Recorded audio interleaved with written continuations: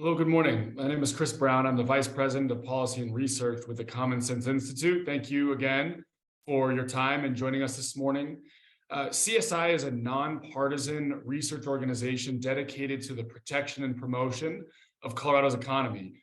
Today, we are very pleased to have a discussion around our latest release from our new fellow, CSI Public Safety Fellow, former Denver Police Chief Paul Pazin, The Fight Against Crime in Colorado, Policing, Legislation, and Incarceration. You can now download the full study at commonsenseinstituteco.org. Also joining to make some opening remarks and go through some of the key findings is CSI senior economist, Dr. Stephen Byers. And later in the conversation, we'll hear from the chair of Colorado's Association of Police Chief, Chris Noller. So before I turn this over to Dr. Byers, just a reminder that this is being recorded and your lines are muted. If you have any questions, please feel free to submit those through the chat function, and I'll feed those throughout the conversation and then following the remarks. So thank you again, and turn over to you, Dr. Byers. Thank you. Colorado has a crime problem. We're waiting for our presentation to pop up here. Colorado has a crime problem. What you see in front of you is a graph of showing crime rates for the United States and Colorado from 2010 to 2020. And what we have seen is that after 2014, the crime rate in Colorado has exceeded the crime rate in the U.S. overall, and that gap has widened immensely over time. Between 2010 and 2020, the crime rate per 100,000 people increased 40.6%, while over the same time in the US, it decreased by 29.7%. I will say that since 2020, the crime rate has dropped, but it's still 32% higher than it was in 2010. Next slide. Got some individual statistics that we pulled out of our report. We looked at two cities that are having are trending in different directions with regard to the crime rate. In Denver, the crime rate has increased 32% from 2010 to 22, while in Colorado Springs, it decreased almost 16%. We then looked at spending by the police per resident. We see in Denver that it increased by 11%, and in Colorado Springs, it increased by 8.4%. It's interesting that the budgets and the spending are increasing in both cities, but the crime rates are going in opposite directions. We looked at the number of uniformed police officers in each police department, and in Denver, they decreased 15.1%, while in Colorado Springs, they increased 5.7%. We do know that some of the decrease in Denver was due to the fact that they were switching over some positions in the police department that didn't require a uniformed police officer to civilian. So some of that is baked into this. Cleared cases. This is the cases that the police are investigating and are able to clear. And what we saw in Denver, while this crime rate is escalating, it's decreased almost 19%. But in Colorado Springs, it's increased almost 10%. Again, in opposite directions. We then look at arrest rates. Well, the arrest rates are up almost 50% in Denver, which is impressive, but it doesn't seem to be having an impact on the crime rate. Colorado Springs, it's increased almost 11%, and we're seeing that the crime rate is coming down. This is just an illustration of the headcount for uniformed police officers and the crime rates. The blue line is the number of Denver uniformed officers per 100,000 people, and you can see it's trending down, while their crime rate is the black line, and it's going up. The red line is the number of uniformed officers per 100,000 Colorado Springs, and it's trending up. It's variable over time, but overall it's trending up. But again, we're seeing their crime rate come down, and that's illustrated by the green line.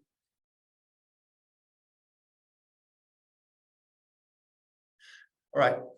Besides the impact that crime has directly on the victim of the crime, we wanted to see what it's doing to businesses through taxable sales. And why this is important is that taxable sales are a prime source of revenue for local governments. And if those are going down, eventually it's going to start to hurt their budgets as well. So what I did was we calculated the crime concentration change from 2016 to 22. All right. The other component of fighting crime is we wanted to see what's going on at the Department of Corrections.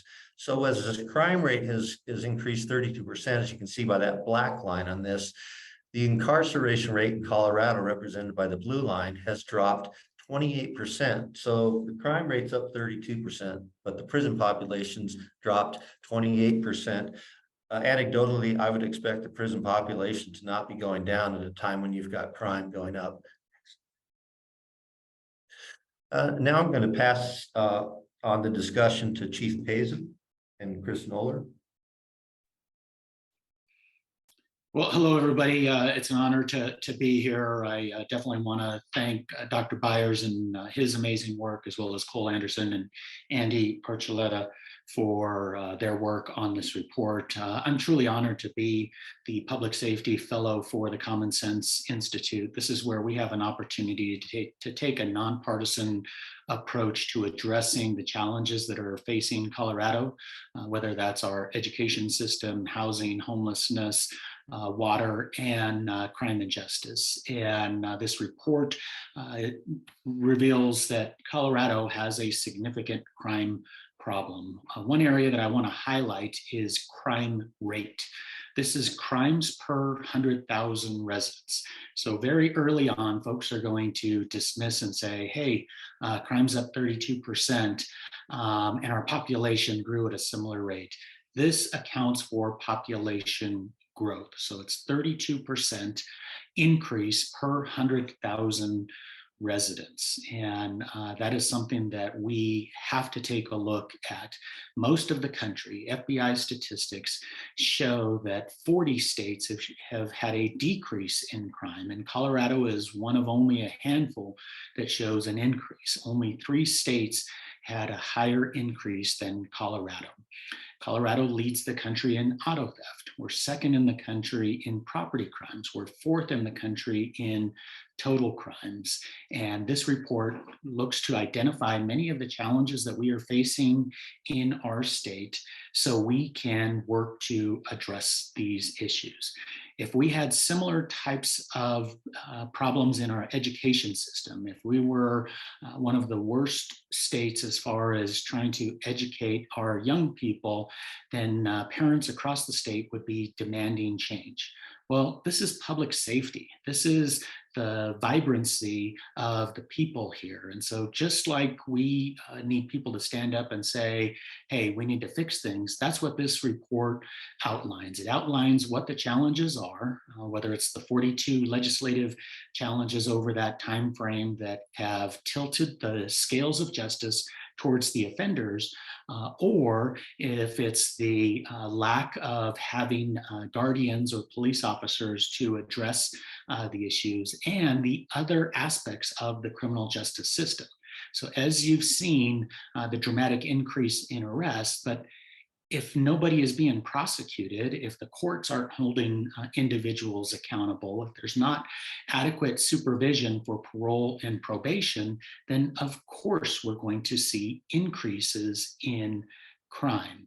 Now, we, in the second report, plan to identify many of the solutions. So we'd ask that folks take a look and stand by for the solutions-based report. But right now, Colorado has a problem with crime, a problem that we never used to have at a time when technology, when data should be giving us the opportunity to enjoy the safest, most vibrant time in our history. The proliferation of halo and ring cameras across our communities, the license plate readers that can help address stolen cars, DNA advancements that can help hold people accountable. If downstream prosecutors and courts and supervision don't have the tools, the resources, or even the mindset to hold people accountable, then it can lead to the crime challenges that we are facing.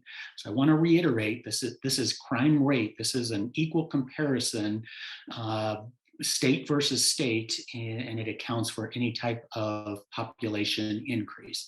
Colorado has some challenges. We're at the bottom of the barrel, and we need to get this turned around. We need to get it turned around quickly. I'll pass it off to just an amazing police chief who leads the Colorado Association of Chiefs of Police, the legislative committee, somebody who understands these issues and is working hard to try to bring some sanity to the laws, the bills that have really hurt the people of Colorado. Chief Chris Noller. Thank you, Paul. Appreciate it very much. My name is Chris Noller. I'm the legislative chair for the Colorado Association of Chiefs of Police, as Paul mentioned, and I'm happy to join you today. I want to thank Paul and Dr. Byers for their work on this report. I think it brings to light a lot of the issues that we're facing in our state. It is a fair, I think, look at the criminal justice system and the different aspects of the system and where some of these breakdowns may be happening that are causing our crime to increase in our state. You know, one of the points that Dr. Byers brought up in one of the slides about the decrease in the number of officers in Denver and the clearance rates and the arrest rate going up and comparing that to Colorado Springs, I think it highlights a number of issues. I think, you know, in the day and age where it's becoming harder and harder to hire officers and retain personnel in the organizations that we lead, it has a negative effect on the cases that we're allowed to clear. When you have an increase in violent crime like we're seeing in Colorado, you have to pick and choose which cases it is that you spend your resources to investigate, which then results in other cases not being cleared at the rates that they should be. What I found interesting in this report when it comes to the clearance rates is when you look at Denver Police Department, the violent crime, murder, even aggravated assault have the highest clearance rates in the organization, which speaks to the work that those detectives and those officers are doing in Denver to try to clear those serious crimes. You know, this thing is it's a multifaceted puzzle that is impacted by a variety of different things. And I think over the last 4 or 5 years, unfortunately, the focus has been on the law enforcement side of this triad, this triangle that they have in the report, and not enough attention has been paid to legislative issues that have decreased retention and hiring, changed laws to make it to where criminals don't stay in jail when they commit violent crimes. They get released back out into the community to reoffend. And I think I don't want to speak for Paul, but I think he would agree with me that our goal as the chiefs of cities in the state of Colorado isn't to put as many people in jail as we can, is to keep certain individuals in jail who commit crimes over and over and over again. I don't want to see all of my citizens in jail. I don't want to see people that are committing low-level crimes staying in jail. But where the breakdown is happening, and I think this study shows, is where those individuals are not staying in jail who should be, coming back out, reoffending, whether that's the auto theft issue, whether that's violent crime like drive-bys, shootings, murders, and those kinds of things. If those individuals would stay in jail or be placed back in jail when they violate conditions of their parole, I think we would see a different scale as far as the violent crime rate. Well, thank you again, and we can wait here for another if we have questions here in the next 15 seconds or so. But Chief Pazin, wanted to kick it back to you if you had any concluding remarks.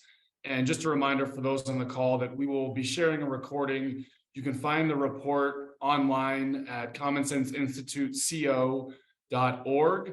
And thank you very much for your time. But if you had any final remarks, Chief Pazin, wanted to kick it back to you. Chris, thank you very much. I really appreciate just this opportunity to be part of the Common Sense Institute team. I love the work that's being done. It takes an analytical approach, a data-driven approach. It looks at the economics. Last year in Colorado, $30 billion impact because of the crime issues. And it doesn't need to be this way. The essential function of government, what government is supposed to do for for all of its community members is keep them safe. And this, as Chris noted, we need laws that certainly put victims first. Same with prosecutors' offices. We need courts that hold people accountable. Yes, we can give folks second chances, but 6, 7, 8, 10 chances, at what point do we say we need to address the criminal behavior? And identifying the issue is one step in trying to get this fixed. I think that's what the team has done with this particular report. And we will outline many of the solutions, both nationally and across the globe, on how we can police a community, how we can keep a community safe in a fair and just manner. So thank you very much. Well, and as I said that, we did get a question come in the chat. So if I'll summarize the remark here and maybe kick it to you, Chief Payson, but a question that just came in, the report talks a lot about impacts related to police presence, other law enforcement, and other criminal justice related impacts and trends. To what extent does this report or future reports or other work that CSI is doing look at other factors that lead to crime, that may lead to crime, such as issues around homelessness, housing affordability, and to what extent will do you think those factors are included or will be included in future work? Kayla, excellent question. Thank you very much. And here's a part that I would love to point out. I mean, oftentimes you've heard the narrative that housing affordability has an impact on crime. I would point to other cities across the country. Miami, for example, they're doing very well. Their approach to crime, as far as holding individuals accountable for their criminal behavior, is very robust. Housing affordability in Miami compared to Denver, I think that we would say that Miami is more expensive than housing in Denver. So those two items, although they get conflated far too often, it's not an accurate representation of this. I would point to other cities, say in California, the comparison between, say, San Francisco and Fresno, an hour away. Fresno has a much lower cost of living in that particular area, a lower income level. Their courts and prosecution takes a different approach than what has been taken by the DA that was recalled in that particular area, and they have dramatically different outcomes. So this, as Chris noted, this is a criminal justice system. It's based on the laws that the state legislature and governor sign. The police officers or the law enforcement officials that address those issues, then cases are handed over to the prosecutor's office. They're adjudicated in the courts. There is the component of both jails, prisons, and the parole probation team. And all of this has to work in concert. And so here in Colorado, we're able to point to two of the largest cities in the states that are having dramatic different outcomes with regards to public safety. And it's where they prioritize. And in many of these cases, it's some of those downstream impacts. And so more work can and will be done in those areas. But I would like to de-link this affordable housing and somehow an impact as it allegedly a driver of crime. Crime is driven by individuals who engage in criminal behavior. And that's why the crime triangle is placed here.